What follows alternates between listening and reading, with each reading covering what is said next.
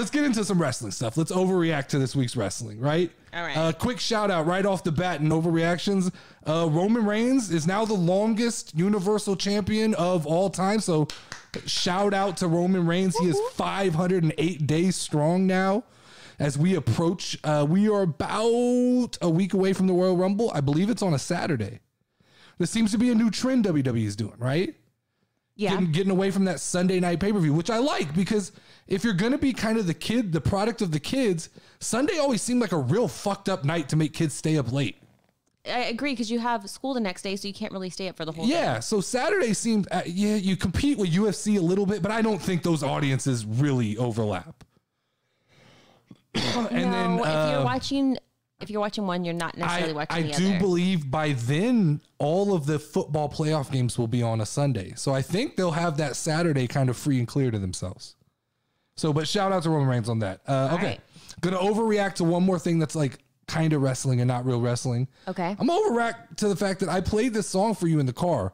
I listened to Ron Killings, who is AKA R-Truth. Yeah. I listened to his album. Mm-hmm. Hey man, he's got some fucking fire going on. You listened to all of it? I listened to the whole album and pleasantly not surprised, because I imagine the dude had to get up and go, but I was excited to confirm the fact that R-Truth's the real deal when it comes to music.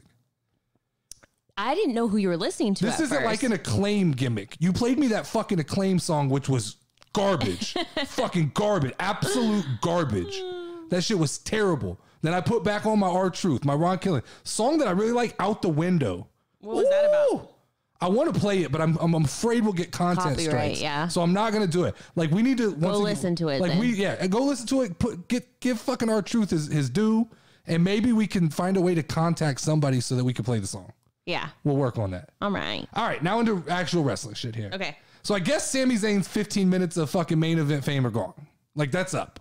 We're done with that. Yeah. All of a sudden now Sammy's back into the mid-card kind of comedic, throw him into the promo bullshit. He's out here jumping off shopping carts and shit. Yeah. He's out here with Johnny Knoxville getting tossed out the ring. I don't like this for Sami. Sami deserves better than this shit. It's part of the conspiracy, bro. He put in the work. He stood toe-to-toe with the beast, Brock Lesnar. He held it down. The chemistry was fucking beautiful.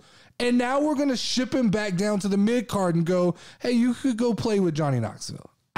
As it is, I'm not a huge fan of like celebrity crossovers into pro wrestling. I don't love that whole idea. Johnny Knoxville seems like if there was a celebrity that would fit wrestling, he's that guy, right? Yeah. I noticed that WWE has a fucking Johnny Knoxville t-shirt on the WWE shop.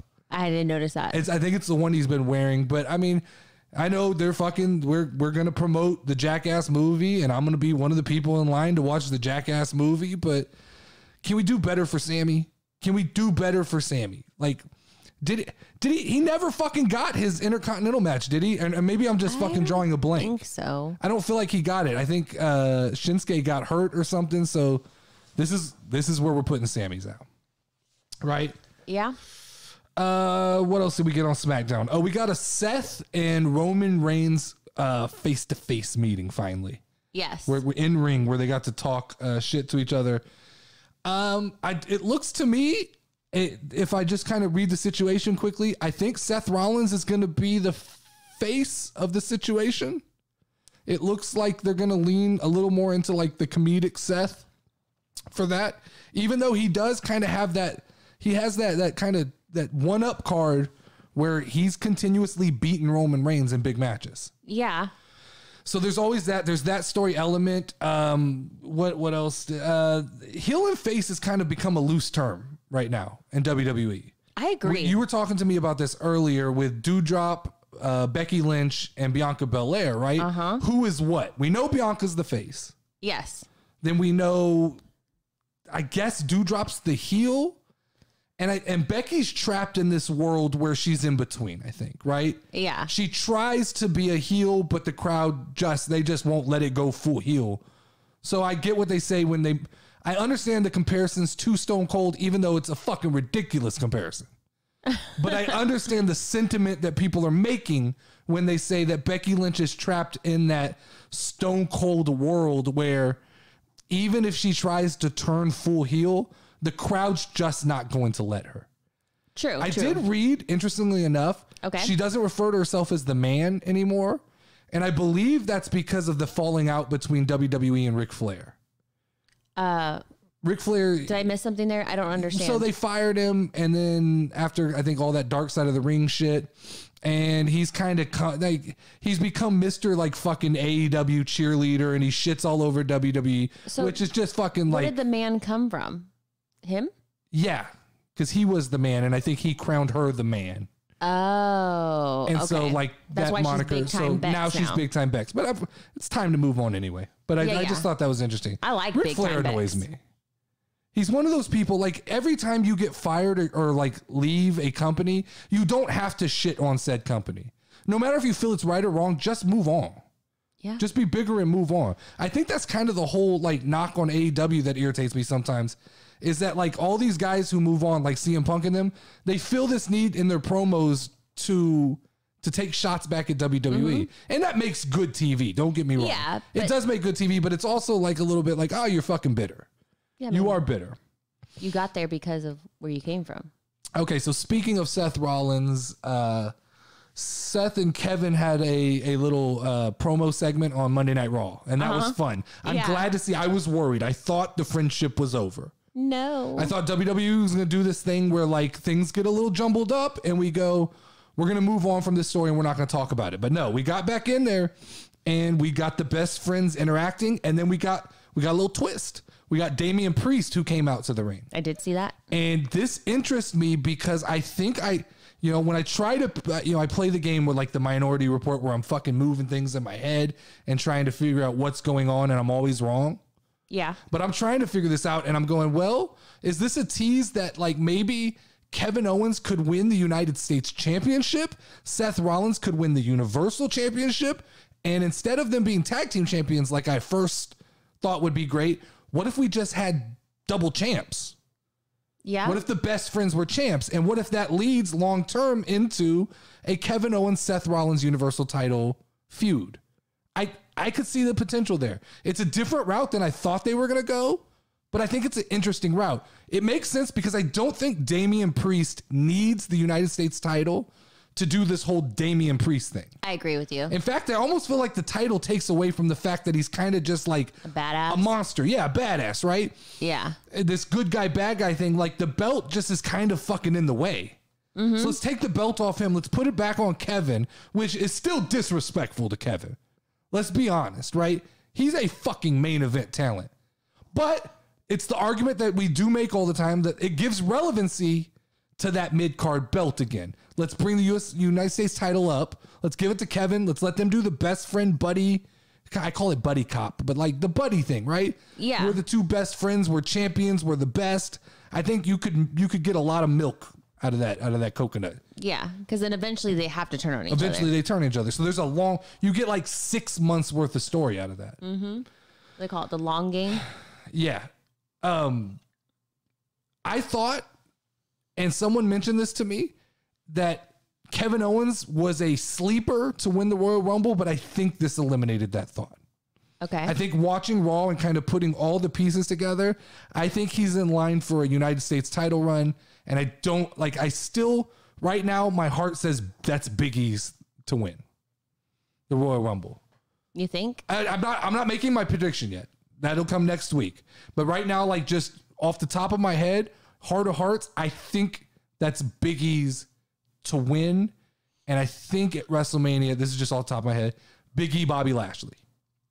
Oh. Does Bobby Lashley beat Brock Lesnar? He has to, right? No. I don't know. I fucking love Brock Lesnar's I gotta work this. I gotta work this through a little more. Yeah. I have to work it through. You like Brock Lesnar, you said? Yeah. I liked the promo that they made for him. I liked it. Which one are you talking about? Well, when they showed everything that Brock Lesnar had done. I don't even remember. Like Raw and SmackDown become a blur to me. They did one for Bobby Lashley, and then they did one for no, I know what you're talking about. I know what you're talking about now. You're making me feel crazy for a minute. And that leads into okay. Well, no. First off, I caught something real quick in the Seth Rollins thing, the promo. Did you notice? Fucking WWE, they know how to sell merchandise. No, what happened? At one point, Seth Rollins mentions beating Roman Reigns, which I think is likely to happen. Yeah. Seth Rollins taking that Universal Championship, which is currently what color? Blue? And making it red. Which means everybody's got to go fucking buy new belts if they want to be in the It Club, in the Belt It Club. Fucking great marketing, great merchandising, moving the belt. At first, I was like, why would you move the belt? There it is. There it is, right? The fucking belt changes again, and anybody who doesn't have a red belt, they're running to the store to get themselves a red belt. And I was considering... Hey, what? You know what? Go ahead. That's why all the belts were going on sale. It's probably right. You're probably right. The blue belt was a little bit cheap. I was considering updating one of these two belts with one of the current WWE titles. Yeah. That red one's red is my color, right? Red desk, red logo, red artwork on the show. Yeah. There's a good chance if that belt turns red that I'm gonna be buying me a red belt. Look at that chair. Red belt, represent the red and blue. It's red and blue, so Yep. I can go either way on that. This chair's bisexual. That was a stupid joke. That was real a dumb. terrible That joke. was horrible. Next week we're getting a weigh-in between Brock Lesnar and Bobby Lashley. And I would love this idea if they fucking made weights matter, right? Yeah. Like if it was even really, like if they weighed in and it actually mattered, this would be cool. Other than that, this is like one of those, oh fuck, we have a whole nother week that we have to do something. Let's do it. But that led me into, and without getting like real deep back into like size matters in wrestling, even though it does fucking matter, without getting too deep into that, I want to know, how would people feel about really adding weight classes to professional wrestling? Having a heavyweight division, a light heavyweight division, and a cruiserweight division. Right? So I feel like if you start placing guys, you got your Brock Lesnar's, your Roman Reigns, your Drew McIntyre's, even your Big E's.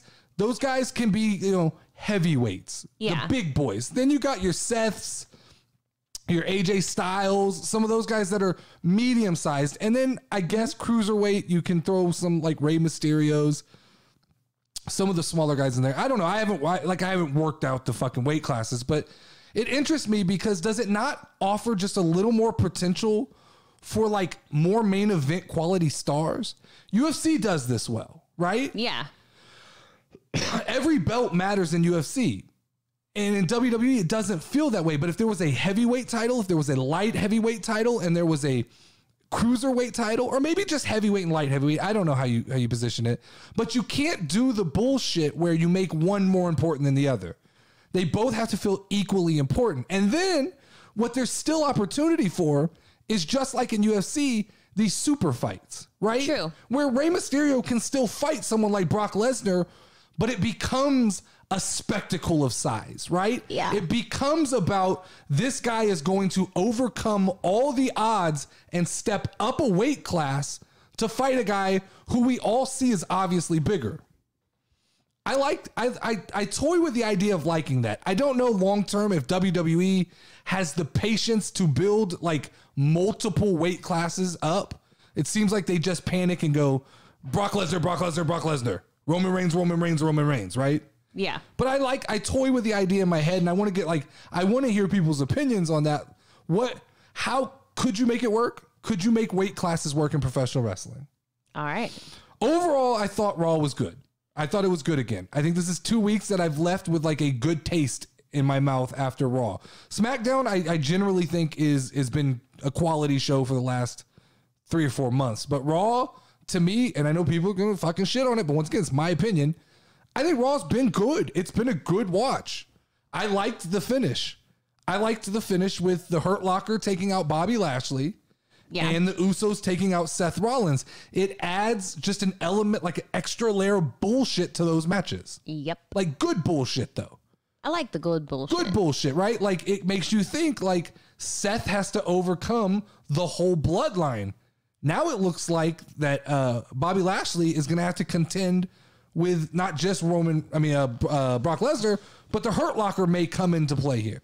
Yeah. So cool, good finish, solid finish, especially for a week where the champion isn't part of the show. You know, and you can't, but you can't book long term like that.